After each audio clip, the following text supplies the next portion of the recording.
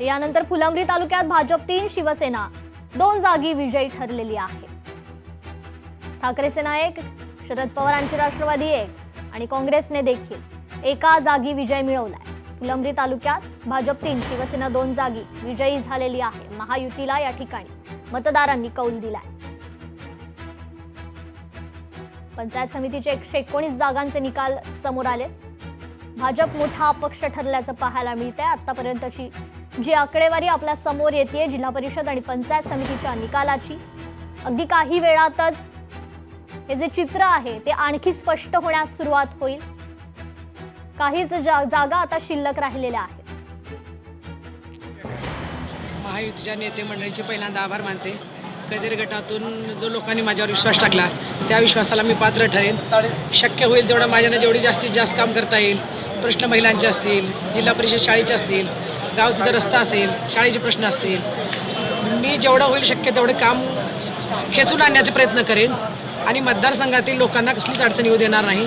वेळोवेळी त्यांच्या प्रश्नाच्या उत्तराला द्यायला मी तयार आहे, प्रश्नाचे उत्तर द्यायला तयार आहे। त्यानंतर आपली पहिली प्रतिक्रिया काय?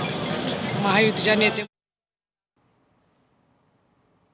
तर या ठिकाणी सोयगाव पंचायत समितीचा निकाल आता हाती आलेला आहे। भाजप 3 तर शिवसेनेचे 2 उमेदवार या ठिकाणी विजयी झाल्याचं पाहायला मिळतंय। ठाकरे सेनेनं एका जागेवर आपला विजय प्राप्त केलेला आहे।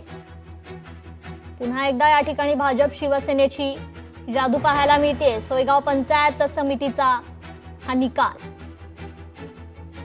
तर आणखी एक महत्त्वाची अपडेट, सिल्लोड तालुक्यात भाजपने 6 जागांवर आपला विजय प्राप्त केलेला आहे। सिल्लोड तालुक्यात शिवसेनेने देखील 6 जागांवर विजय मिळवल्याचं पाहायला मिळतंय। सिल्लोड तालुक्यात भाजप आणि शिवसेना प्रत्येकी 6 जागांवर विजयी झालेली आहे। सिल्लोड तालुक्यात देखील महायुतीला आहे स्पष्ट बहुमत मिळाल्याचं पाहायला मिळतंय। तर जिल्हा परिषद आणि पंचायत समितींचे हे निकाल आता समोर येऊ लागलेत। राहुल आवडेंची कन्या सानिका आवाडे या ठिकाणी विजयी झालेल्या आहेत। आवाडे कुटुंबियांची 4थी पिढी सध्या राजकारणात सक्रिय आहे। कोरोची जिल्हा परिषद मतदारसंघातून सानिका आवाडे यांचा विजय झालेला आहे। राहुल आवाडे यांच्या त्या कन्या आहेत, त्यांचा या ठिकाणी आता विजय झालेला आहे। आवाडे कुटुंबाची ही 4थी पिढी आता राजकारणात सक्रिय झालेली आहे, त्यामुळे हा विजय देखील तितकाच महत्त्वाचा मानला जातोय। कोरोची जिल्हा परिषद मतदारसंघातून सानिका आवाडे विजयी झालेल्या आहेत। कार्यकर्त्यांकडून जल्लोष सुरू आहे।